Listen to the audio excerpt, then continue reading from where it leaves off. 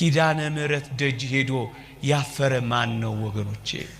እሷ ለምኗት ድረሽልኝ ብሏት ከልጅሽ ከወዳጅሽ አማልጂኝ ብሏት ምስጢር ያልተፈታለት ቋጠሮ ያልተበጠሰለት የተሰነጠቀው ያልተጠገነለት የተሰበረው ያልታደሰለት የፈረሰው ያልተጠገነለት ማን ነው ወገኖቼ?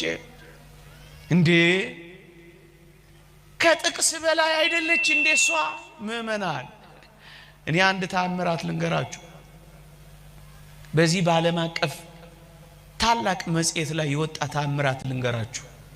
እየሰማችሁኝ ነው? ለኔ አትታዩኝም። ተስሙኝ አትስሙኝ አላውቅም። አንድ ተአምራት ልንገራችሁ። ታይምስ መጽሔት ወይም ኒውስ ዊክ ላይ ነው የወጣው። አንድ በአረቡ ዓለም የሚኖር አንድ እጅግ የከበረ ባለጸጋ በአንዲት አረብ ሀገር ሊባኖስ ይመስለኛል የእመቤታችን የቅድስት ድንግል ማርያም ቤተክርስቲያን ባለበት ድንቅ ድንቅ ተአምራት እንደሚፈጸሙ ይሰማል። ይልቁንም ልጆች ላጡ ስለት እየተሳሉ በልጅ እንደሚባረኩ ይሰማል።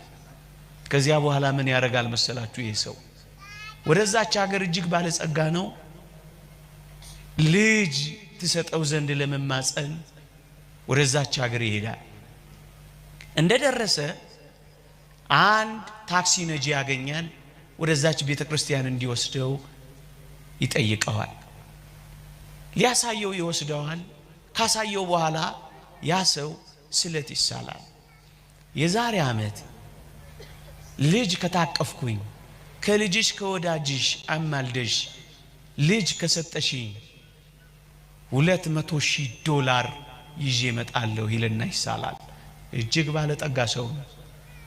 ከዓመት ከምናምን በኋላ የተወደደች ማርያም ስዕለቱን ፈጸመችለት፣ በልጅ ባረከችው። ከዚያ ምን ሆነ መሰላችሁ?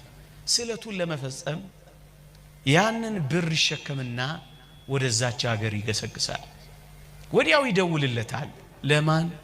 ለዚያው ለታክሲ ነጂ ስልኩን ወስዶ ነበርና። ከዚያ ምን ሆነ መሰላችሁ? እየሰማችሁኝ ነው? ሲደውልለት ስዕለት ተፈጸመ እንዴ ይለዋል።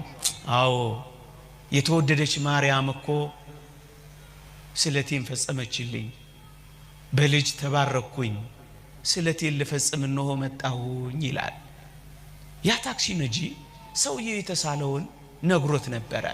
ይሄን ያህል ብር ተስያለው ለማርያም ይዤ እመጣለሁ ብሎ ነግሮት ነበር።